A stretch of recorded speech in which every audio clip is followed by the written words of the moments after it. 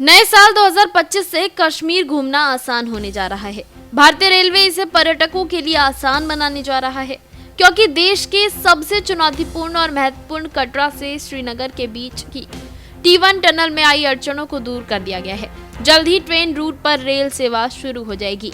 ऐसे में दिल्ली और कन्याकुमारी अब सीधे श्रीनगर से जुड़ जाएगा। जानकारी के मुताबिक रेलवे का लक्ष्य इस प्रोजेक्ट को 31 दिसंबर तक पूरा करने का है, ताकि जनवरी में इस रूट पर दिल्ली से सीधी ट्रेन चल सके। रेलवे नई दिल्ली से श्रीनगर के बीच वंदे भारत स्लीपर ट्रेन की शुरुआत करने का विचार कर रहा है। गणतंत्र दिवस पर पीएम मोदी इस प्रोजेक्ट का शुभारंभ कर सकते हैं। इसे लेकर पीएमओ में चर्चा की जा रही है। जानकारी के अनुसार इस वंदे भारत ट्रेन का स्टॉप अंबाला कैंट, लुधियाना, जम्मू तवी और श्री माता वैष्णो देवी कटरा जैसे प्रमुख स्टेशनों तक ही सीमित होगा।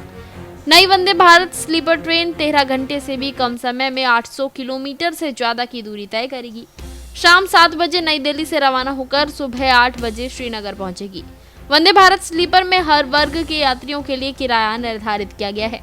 थर्ड एसी में 2000 रुपए, सेकेंड एसी में 2500 रुपए और फर्स्ट क्लास के लिए 3000 रुपए किराया निर्धारित किया गया है। यात्रियों के आराम को ध्यान में रखते हुए इस ट्रेन को डिजाइन किया गया है। ट्रेन में आधुनिक सुविधाएं होंगी। इसमें अपग्रेडेड बर्थ, बेहतर रोशनी और जलवायु नियंत्रित वातावरण भी शामिल है। ऐसा माना जा रहा है कि वंदे भारत स्लीपर की शुरुआत से जम्मू और कश्मीर में पर्यटन को बढ़ावा मिलेगा।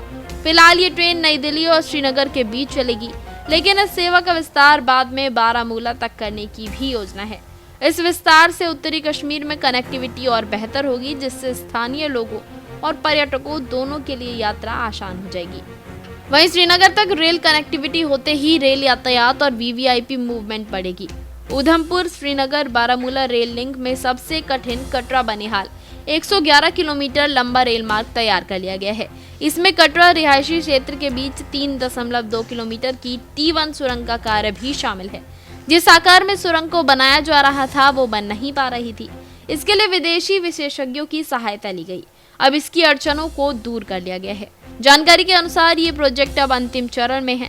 प्रधानमंत्री नरेंद्र मोदी से समय मिलते ही इस प्रोजेक्ट के उद्घाटन की तिथि को आधिकारिक घोषणा रेलवे की ओर से कर दी जाएगी। 272 किलोमीटर लंबे रेल रूट प्रोजेक्ट का काम अब अंतिम चरण पर है। 111 किलोमीटर लंबे कटरा से बनिहाल के हिस्से का काम चल रहा है। इसी पर आर्च पुल बनाया गया है। ये रेल खंड परियोजना का सबसे चुनौतीपूर्ण हिस्सा था। यहाँ पहाड़ी क्षेत्र में 97% ट्रैक सुरंग या पुल से गुजरता है। रियासी व रामबन जिले की पहाड़ियों में सुरंग बनाने का काम बेहद कठिन रहा। इस प्रोजेक्ट में दुनिया के सबसे ऊंचा चिनाब ब्रिज भी शामिल है। प्रोजेक्ट में कुल 38 सुरंग है। इसमें सबसे बड़ी सुरंग 12.75 किलोमीटर की है। 927 पुल भी हैं, जिसमें चिनाब पुल भी शामिल है। इसकी लंबाई 1375 मीटर, आर्चर की लंबाई 467 मीटर और ऊंचाई 359 मीटर है।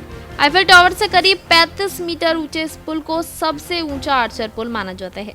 ये प्रोजेक्ट पूरा होते ही 32 ट्रेनों को पटरी पर दौड़ाया जाएगा। इसी के साथ इस खबर में फिलहाल इतना ही। ऐसी ही तमाम बड़ी अपडेट्स के लिए देखते रहें सौगंध टीवी।